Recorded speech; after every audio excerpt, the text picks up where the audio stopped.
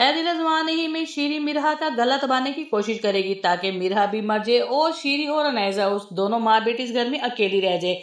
मिरहा का गला दबाते हुए बहरोज जब देख लेगा शीरी को तो उसे बहुत ज्यादा गुस्सा आएगा। बहरोज शीरी को गुस्से से बोल के तलाक दे देगा और कह देगा जिस तरह से तुमने गुल को मारा था ऐसे ही मेरी बेटी मिरहा को जान से मारना चाहती है, इसीलिए शीरी को तलाक दे देगा।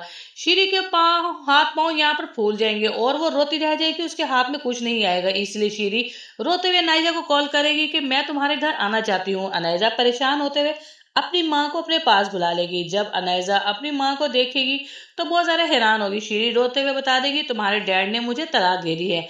ये बात सुनकर तो अनाइजा बड़ी हैरान होगी। वहीं पर अस्मत आ जाएगा। अस्मत जब देखेगा शीरी को तो पूछेगा आंटी आप इस तरह से क्यों रो रही हैं, जिस पर शीरी अस्मत से कहने की कोशिश करेगी देखो तुम अनाइजा को पसंद करते हो तो तुम मिरहा को तलाक दे दो ताकि तुम्हारी शादी में अनाइजा के साथ करवा दूं। वहीं पर अस्मत तैयार तो हो जाएगा मगर अस्मत साहब कह देगा अपनी ताई को कि चाची जान मैंने अगर मिरहा को तलाक दे दी तो आपको पता है मम्मा ने सारी प्रॉपर्टी से मुझे आग कर देना है, क्योंकि मिरहा मम्मा की फेवरेट है इसलिए वो नहीं चाहेंगी कि मैं मिरहा को तलाक दूं।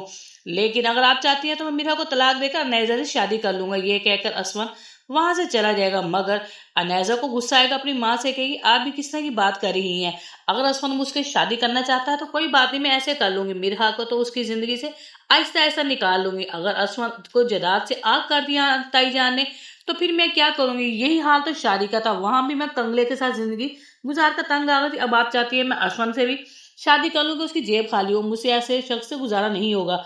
असमन सारी बात सुनेगा और इसी हकीकत को जानने की खातिर तो सारा खेल उसने नायजा के साथ रचाया था। वहीं पर असमन सामने आ जाएगा नायजा को और कहेगा मुझे पहले ही पता था तुम्हें मुझसे नहीं बल्कि मेरी जायदाद से ही सारी मोहब्बत है, इसलिए सारी हकीकत जानने के लिए मैंने सब कुछ सुना था। लेकिन ये मत बोलना कि तुमने ही गुल का कत्ल किया था, और ये बात वो सब अच्छे तरीके से जानते हैं। इसलिए बेहतर यही है कि तुम माँ बेटी यहाँ से दफा हो जाओ और आइंदा के बाद मेरी और मीरा की जिंदगी में वापस मत आना।